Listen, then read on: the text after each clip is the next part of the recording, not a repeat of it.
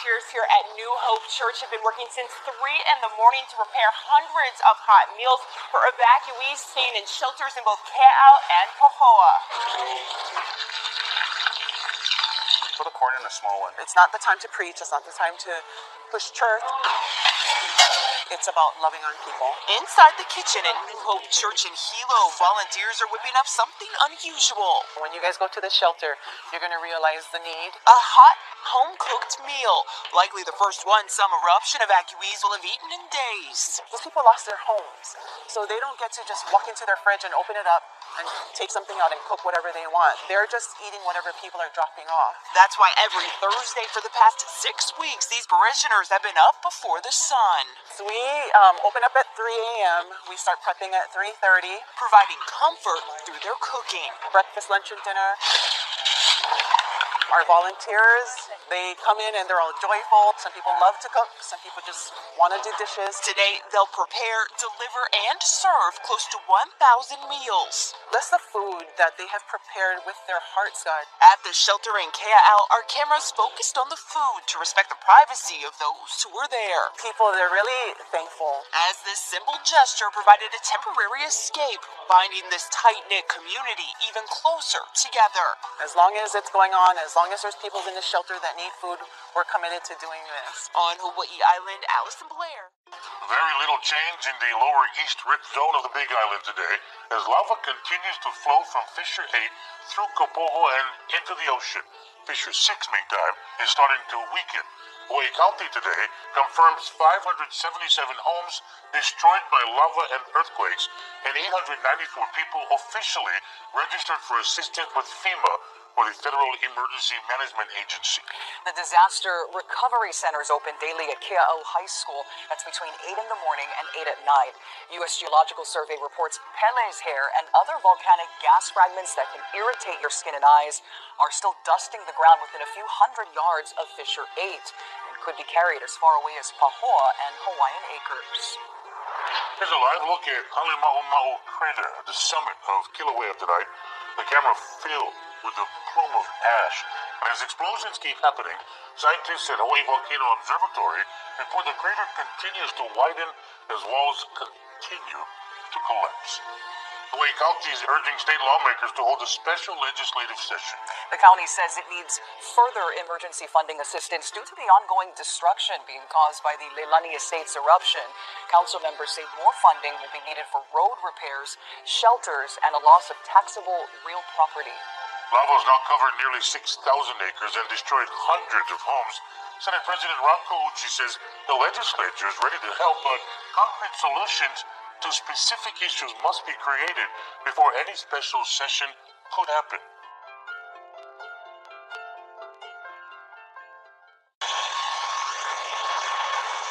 The main thing is to have any kind of eruption, we have to have a system that is pressurized at depth, and it's usually gas-saturated magma that is more buoyant than its surroundings that's temporarily held in place in some type of subterranean storage area or magma chamber. But eventually the pressure will build to a point where the container breaks, and when the container breaks, the magma will find its way to the surface, either as a lava-forming eruption, if, for instance, the magma that's erupted allows gases to pass through it rather easily.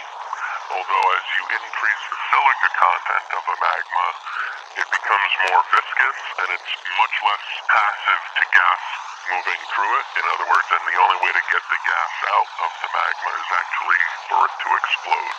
You mentioned magma, you mentioned silica there, so my next question is, what is the composition of volcanic material? I know you have magma, and you also have ash, rocks, things like that. What are the composition of these materials? Okay, so typically a volcano that's erupting in Hawaii will erupt basaltic lava, and that's a lava with about, say, 50% SiO2, maybe 12% iron oxide, maybe 3 or 4% titanium oxide, maybe 12 to 14% aluminum, maybe 6% magnesium oxide, and maybe on the order of 2% sodium and potassium combined. And then the The other thing that these magmas have within them is dissolved gaseous compounds like sulfur, chlorine, CO2, and water. When we're talking about the gas coming out of the volcano, how dangerous is this volcanic gas?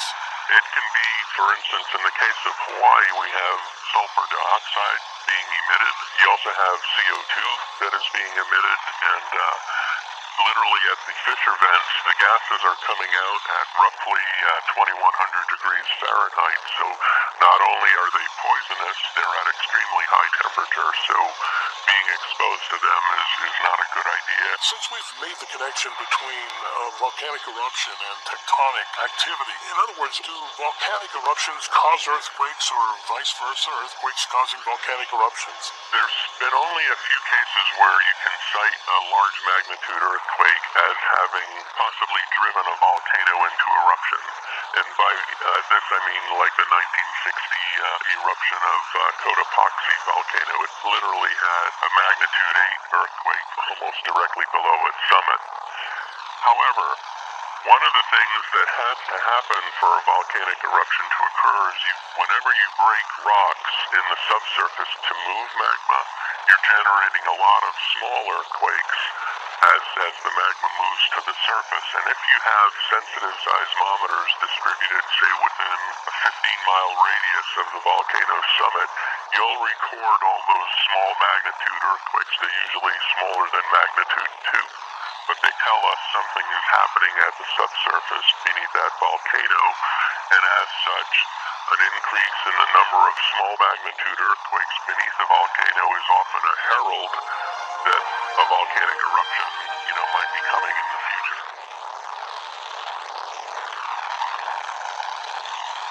Vacancies and resignations at Hawaii's public schools. The head of the teachers' union says it all comes down to money. Our Ashley Nagaoka joins us with more. Ash? Thank you, Kiahi. DOE employment records show more than 400 teachers resigned and left Hawaii during the 2016-2017 school year. That's an increase of 84% in resignations since 2010. That number didn't surprise Carrie Rose, a Wailua elementary school teacher who is getting ready to move to Colorado for another teaching job. The 34-year-old mother of two says she always dreamed of raising her family here in Hawaii, but on a teacher's salary, she says it's extremely difficult. It's sad that if I want to stay here, I have to choose something other than teaching, and I don't want to choose something other than teaching because that's my passion. That's what I'm meant to do. We've got to be able to increase teacher salaries, give more incentives to go into teaching. Otherwise, if this trend continues, there may be a day where we have 2,000 classrooms that don't have teachers. Rosenlee says he was shocked by the latest DOE numbers. He says teacher vacancies are up 51% from 2011. The number of unlicensed teachers who did not meet state qualifications rose 63%, and the number of in-state education program graduates dropped 29%. Now, HSTA hopes voters will approve a plan to tax residential investment properties to help fund public education. It will be on the ballot in November. It's opposed by the counties who rely on property taxes and the real estate industry, which says it could raise rents for local residents.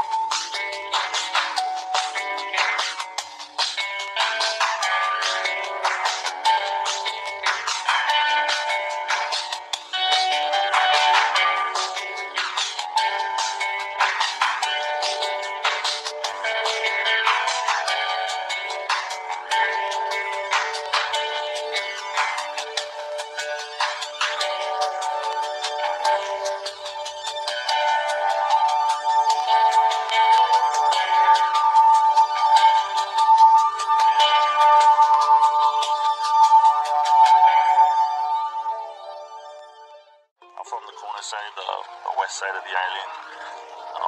Right now that side is getting a big hit with the fog, and my family's over there, my kids over there, my wife is over there, and I'm here working, so it feels good to provide the support and to also think of this whole island, because it's affecting this whole island. What we do is we drive around the community, basically supporting HPD and observing any type of unsafe acts or anything like that. We also drive around to kind of show the citizens, residents that we're here and in support of them. It's important that they know that we're here, so that way they don't feel alone. They see us driving around and they see soldiers driving around and they see, they don't really get that over here. This is a small isolated area, so when they see that, I believe in their heads, they know they're not forgotten or dismissed or anything like that. Another reason we're out here is to deter acts of crime, acts of hate, looting. A lot of the people, the evacuees that left their homes, they left it. They left everything. Everything's there. And a lot of people that think, that's up for grabs, it's not. So we gotta kind of show that that's what we're here for too. It's very meaningful, because this is something that we, as guardsmen, this is our priority mission, to take care of our home.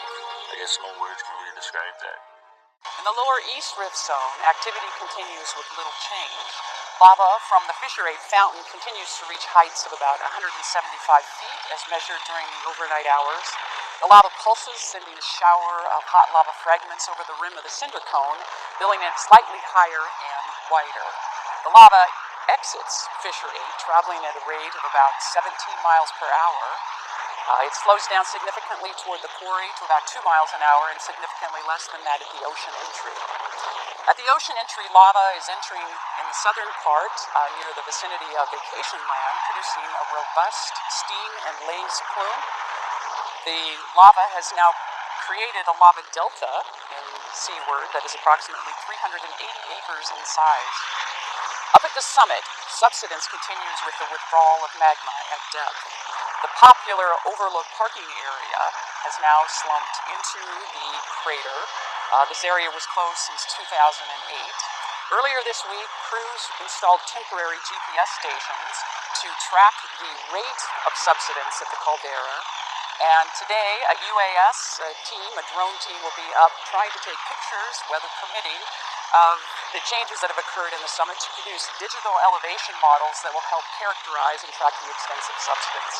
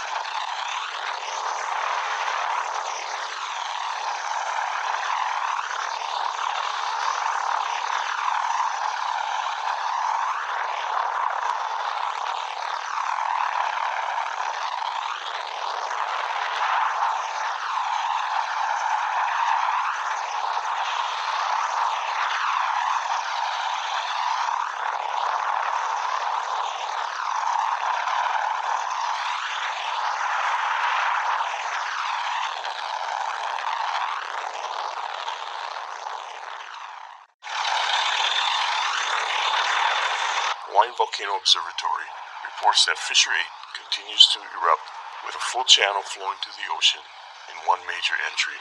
Fissures 6, 15, and 16 continue producing minor spattering. Trade winds are forecasted to return today, pushing fog to the southwest. As of yesterday, 1,015 people have registered with the Federal Emergency Management Agency for assistance either online, by phone, or at the Disaster Recovery Center. Additionally, the Small Business Administration has handled 329 service requests from homeowners and or businesses at the Disaster Recovery Center. These are among the many resources that are available to residents of Hawaii County who suffered damage or losses from the Kilauea volcanic eruption and recent earthquakes. The Disaster Recovery Center is open daily from 8 a.m. to 8 p.m. and is located at the Keao High School gym. The Hawaii Department of Health is holding a volcanic ash and VOG community meetings today at Waikoloa Elementary and Middle School cafeteria beginning at 6 p.m. We are on watch 24 hours a day for your safety. This is your Hawaii County Civil Defense Agency.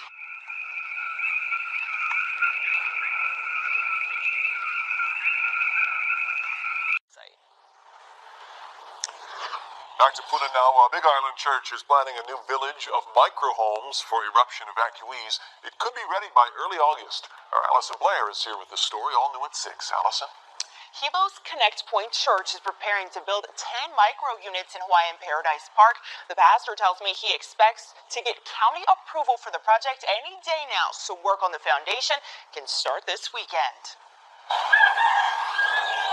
Over the past week, this lush 1-acre lot off Kaloli Drive has undergone a transformation.